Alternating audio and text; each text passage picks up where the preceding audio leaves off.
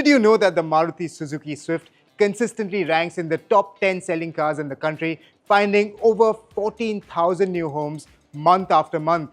So what is driving this demand? Is it the all-new petrol engine with its tall fuel efficiency claims, the modern features, or is it simply the enduring appeal of the Swift nameplate? Well, we've lived with the car for a few months now to find out. What?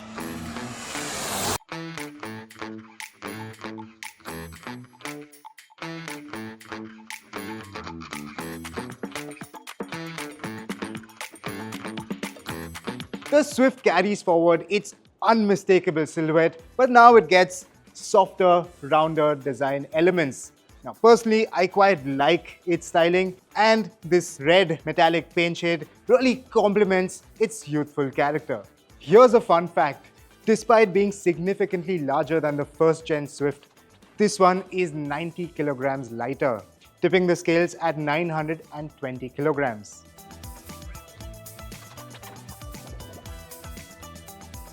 The all-black interior with hard plastics and a lack of soft touch materials gives a very basic budget feel.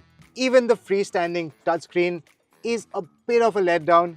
Not only does it lack flair, but it also hampers frontal visibility in certain situations. While the screen covers all the basics and also supports wireless Android Auto, the sound system leaves a lot to be desired. A richer sounding audio experience would have really elevated the drive experience, something that Tata offers with its hatchbacks. The analog dials are clear and very easy to read with premium looking needles. However, the previous version's hooded dials with vertical needles and red accents added a more special and a sportier touch. What you also get is a colored multi-information display which also features Google Maps prompts. This feature, however, cannot be turned off, and that could be an annoyance to some users.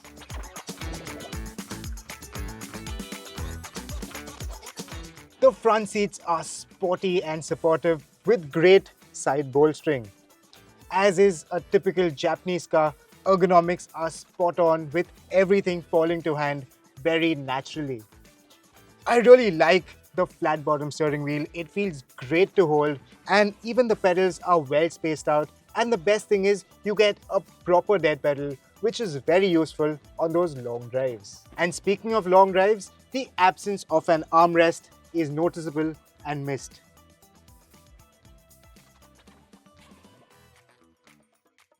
There's sufficient space for two 6-footers to sit one behind the other, and the rear bench itself is quite comfortable.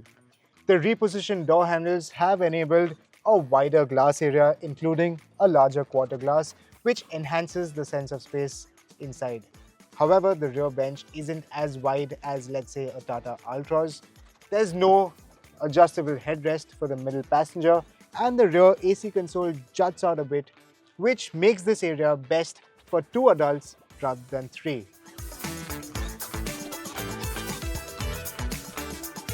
Another miss is the absence of rear cabin lights, which makes it a bit inconvenient to look for missing items, especially in the dark.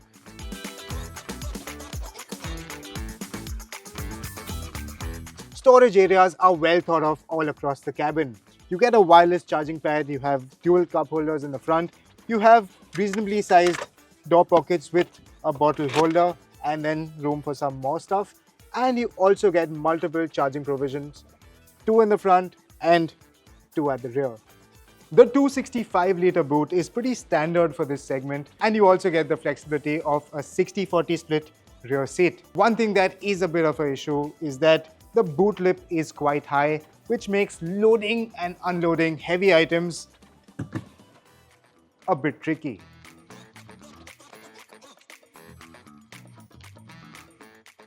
The redesigned C-pillar does reduce the blind spot compared to the previous generation. However, you will still have to rely on the camera and the sensors, as rearward visibility isn't great. And speaking of which, the camera quality leaves a lot to be desired.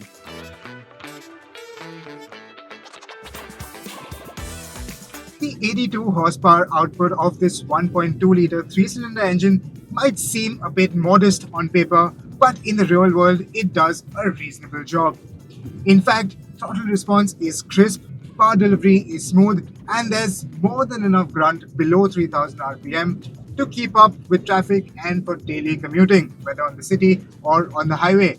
And usually it's the 1000 to 3000 RPM band where most users generally limit their driving to. So, yes, when it comes to a commuter engine, this does a reasonable job. One interesting factoid is that the rolling acceleration or the in-gear acceleration times of this Swift are far better than all the generations of the Swift, which means drivability is among the best, something that users will appreciate.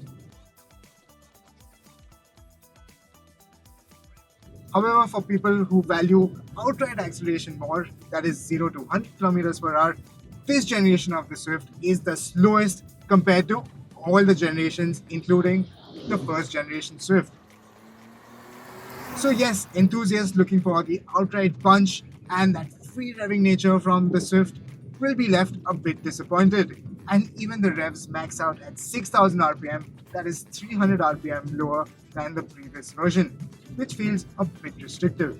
But those who want thrilling acceleration from signal to signal, the Swift's engine feels quite peppy up to speeds of 60 km per hour, as demonstrated in our drag race, where its slick controls and strong bottom end give it an edge compared to a much more powerful hatchback. And speaking of which,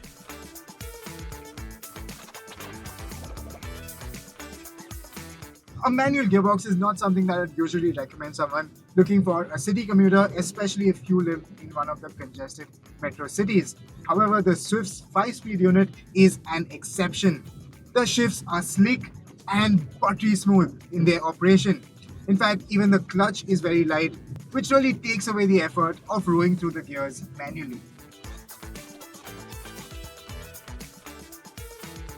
We've consistently recorded fuel efficiency figures of 14 kilometers per liter in the city and up to 19 kilometers per liter on the highway. And while these numbers are impressive, they are nowhere close to Maruti's claims of 24.8 kilometers per liter.